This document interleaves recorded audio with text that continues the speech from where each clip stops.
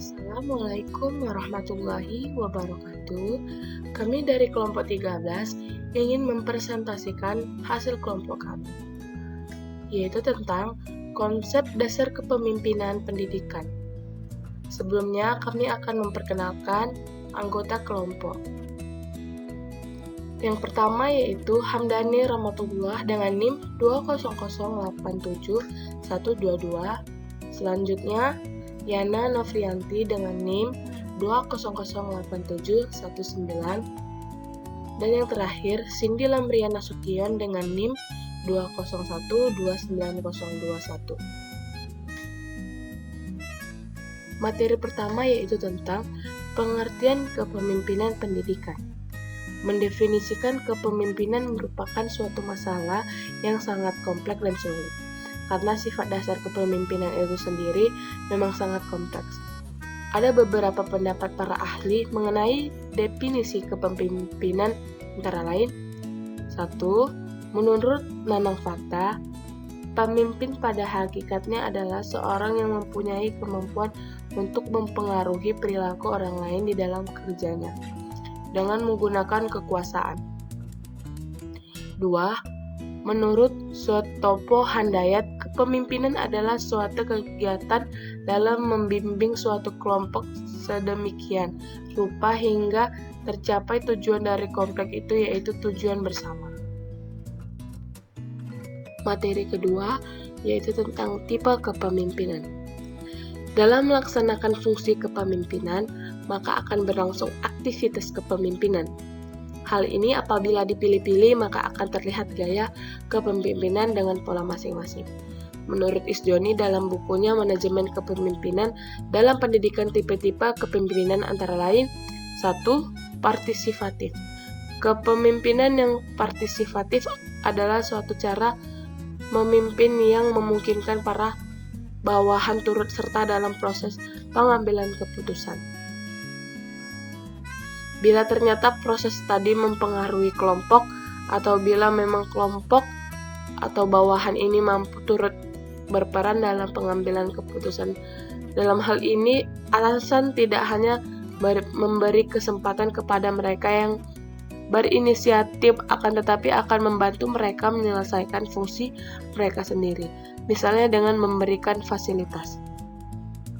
Yang kedua yaitu laissez-faire atau bebas. Dengan cara ini, seorang pemimpin akan meletakkan tanggung jawab pengambilan keputusan sepenuhnya kepada para bawahan. Di sini pemimpin hanya sedikit saja atau hampir sama sekali tidak memberikan pengarahan.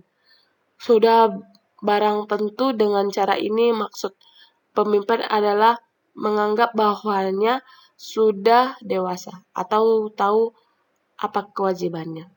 Dalam cara ini komunikasi antara bawahan maupun antara bawahan dengan pemimpin kurang sekali.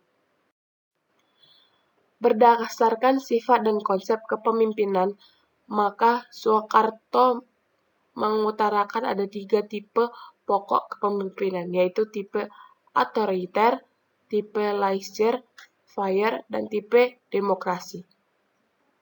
1. Tipe otoriter. Pada kepemimpinan yang otoriter, semua kebijakan dasar ditetapkan oleh pemimpin sendiri dan melaksanakan selanjutnya tugasnya kepada bawahannya. Yang kedua, tipe laissez-faire.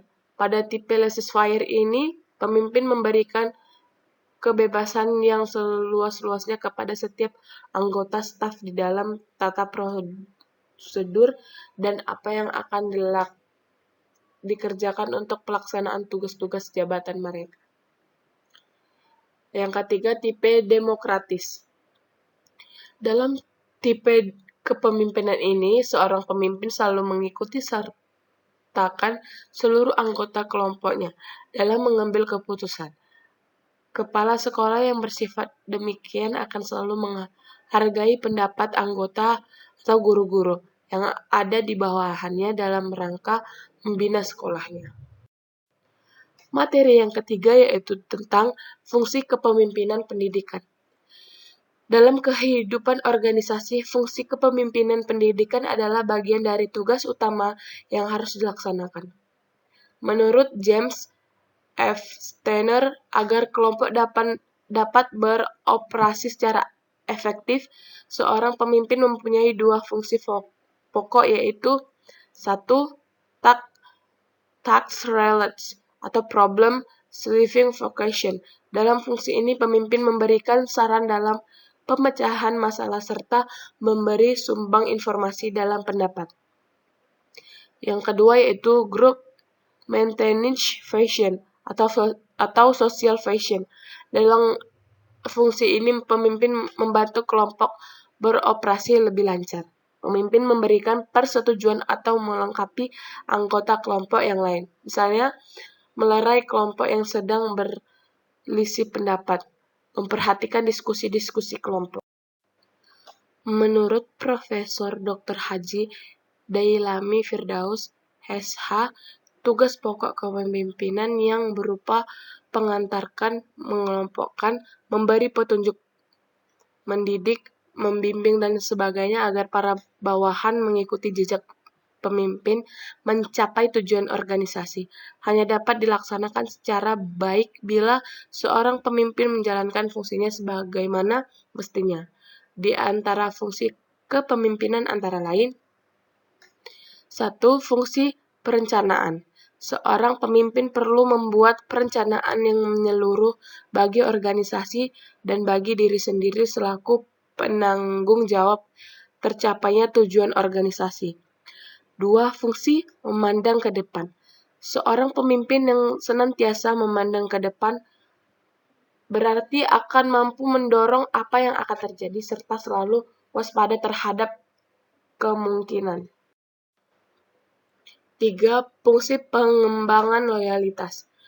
Pengembangan kesetiaan ini tidak saja di antara pengikut, tetapi juga untuk para pemimpin tingkat rendah dan menengah dalam organisasi.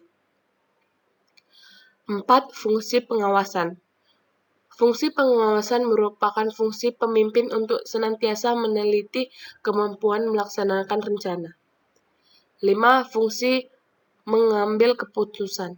Mengambil keputusan merupakan fungsi kepemimpinan yang tidak mudah dilakukan, oleh sebab itu banyak pemimpin yang menunda untuk melakukan pengambilan keputusan.